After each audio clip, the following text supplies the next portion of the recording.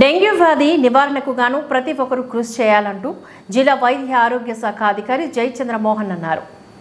గురువారం జాతీయ డెంగ్యూ నివారణ దినం సందర్భంగా జిల్లా కలెక్టర్ తేజస్ నందలాల్ పవార్ ఆదేశాల మేరకు వైద్య ఆరోగ్య శాఖ ఆధ్వర్యంలో పాలిటెక్నిక్ కళాశాల ఆవరణం నుంచి అంబేద్కర్ చౌరస్తా వరకు అవగాహన ర్యాలీ కార్యక్రమాన్ని నిర్వహించారు.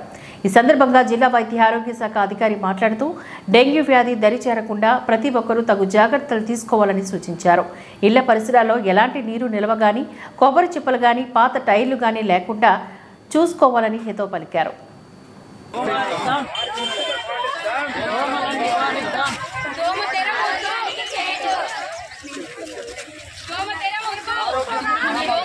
आरोग्य में कहाँ बाकी आने दे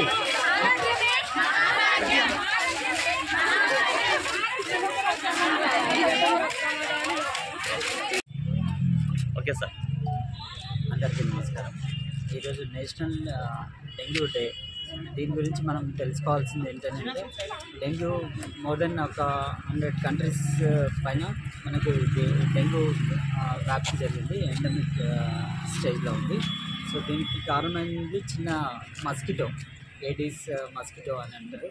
సో ఇది ఏంటంటే ఎక్కడైనా వాటర్ నిల్వలు అట్లా ఉండే చోట పెరుగుతూ ఉంటుంది.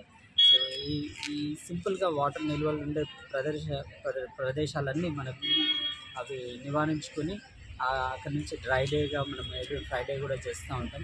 ఆ విధంగా చేసుకుంటా ఉంటే ఆ సింపుల్ టెక్నిక్తో మనకు ఈ మస్కిటో అనేది బ్రీడ్ కాకుండా ఉంటుంది. సో ఇది ఒకటి మంచి టెక్నిక్, అందరూ కూడా ఫాలో అయ్యి మనము డెంగ్యూ నివారణకి మనందరం తోడ్పడాలి.